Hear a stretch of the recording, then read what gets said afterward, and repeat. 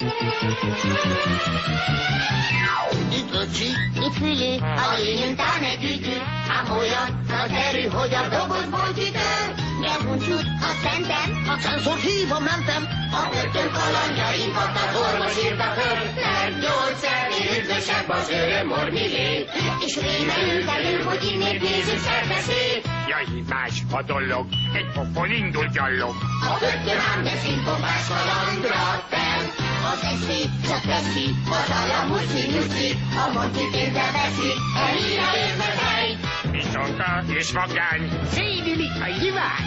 Csörmó, a mokány, és odó a tarány, a bűgye egyetemen szerez magas diplomát, és trükkösen a vadkalandok során vezet át. Itt Fülű, itt öcsi, a gyere minden kicsi, mint hasát szóval hirdetjük kalandra fel. Börtön kalandok. És itt kezdődik el.